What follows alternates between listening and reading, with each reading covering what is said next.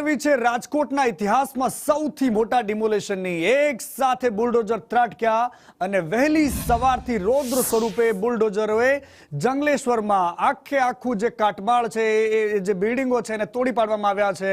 જે ઘર છે કાચા પાકા એ તમામને ધ્વસ્ત કરી દેવામાં આવ્યા છે અને વર્ષો જૂના લગભગ 1200 થી વધારે મકાનો પર બુલડોઝર ફર્યું છે। એક તરફ તંત્રનો હથોડો ગરજી રહ્યો છે અને બીજી તરફ પોતાનો આશરો ગુમાવનારા લોકો ટળવળી રહ્યા છે।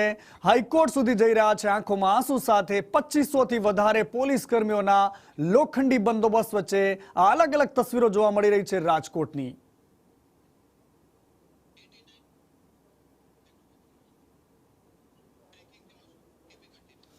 અને રાજકોટના જંગલેશ્વરમાં મેગા ડિમોલેશન ચાલી રહ્યું છે અને અત્યાર સુધીમાં 800 થી વધારે દબાણોને દૂર કરાયા છે।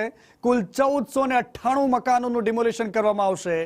આરએમસીના એટલે કે રાજકોટ મ્યુનિસિપલ કોર્પોરેશનના ઇતિહાસમાં આ સૌથી મોટું ડિમોલેશન છે। 50% વધારે બાંધકામો શાંતિપૂર્ણ રીતે દૂર કરાયા છે। અંદાજિત 80,000 ચોરસ મીટર જગ્યાને ખુલ્લી કરાશે। જંગલેશ્વરમાં મેગા ડિમોલેશન મામલે 1487 લોકોને નોટિસ છે તે ફટકારવામાં આવી હતી। ત્યારે હું અત્યારે જે જગ્યાએ ઊભો છું ત્યાં આજથી 2 દિવસ પહેલા અહીં 40 જેટલી ઓરડીઓ છે તે ધમધમતી હતી। તમને આ સીધા જ દ્રશ્યો બતાવી રહ્યો છું કે નદી કાંઠા વિસ્તાર છે કે જ્યાં ભૂમાફિયાઓ છે તેના દ્વારા સરકારી જે જમીન હતી તેના ઉપર કબજો કરીને 40 જેટલી ઓરડીઓ છે તે બનાવવામાં આવી હતી અને અહીં પરપ્રાંતીય લોકોને 3,000 રૂપિયાના ભાડાના દરે આ ઓરડીઓ છે તે આપવામાં આવી હતી અને ભૂમાફિયાઓ છે તે દર મહિને સારી એવી કમાણી છે તે કરતા હતા। અહીંથી પોતાની ગુનાખીય પ્રવૃત્તિ છે તે પણ પ્રવૃત્તિઓને અંજામ આપતા હતા। ત્યારે અહીં 40 જેટલી ઓરડીઓ છે તે ધમધમી રહી હતી જ્યાં અત્યારે દાદાનું બુલડોઝર છે તે અત્યારે ફરી વળ્યું છે અને જ્યાં 40 ઓરડી છે ત્યાં અત્યારે મેદાન છે તે કરી નાખવામાં આવ્યું છે। કેમેરામેન વિપુલ બોરીચા સાથે દિવ્યેશ જોશી, સંદેશ ન્યૂઝ, રાજકોટ। જંગલેશ્વરની જે શેરી નંબર 29 છે હું તમને ત્યાંના દ્રશ્યો બતાવીશ કે એક સમયે લુખાઓ છે જેને બેનામી સંપત્તિથી અહીં પોતાનો આલિશાન બંગલો છે તે બનાવ્યો હતો। અહીં દાદાનું જેસીબી છે તે અત્યારે આ લુખાઓની જે સંપત્તિ છે ત્યાં અત્યારે ફરી વળ્યું છે।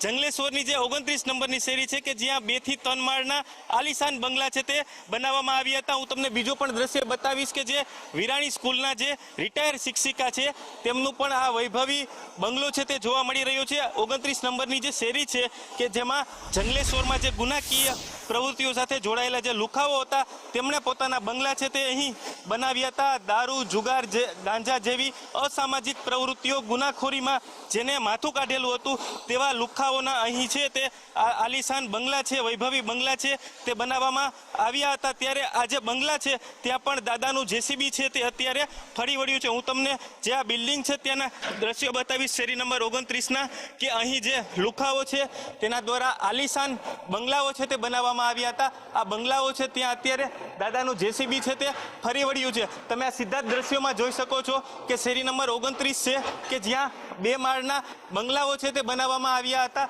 આ બંગલાઓ ઉપર અત્યારે દાદાનું જે જેસીબી છે તે ફરી વળ્યું છે। 29 નંબરની શેરી છે ત્યાં બધા વૈભવી બંગલા જ છે। અહીંયા ઓલમોસ્ટ 50%થી વધારે 2 માળના મકાનો જ આવેલા છે જે કપાતમાં આવે છે અને જેને આપણે આદિ નદીના તટમાં કપાટમાં આવી રહ્યા છે જે આપણે ડિમોલિશન કરી રહ્યા છે કોર્પોરેશનની ટીમ। કેમેરામેન વિપુલ બોરીચા સાથે દિવ્યેશ જોશી, સંદેશ ન્યૂઝ, રાજકોટ।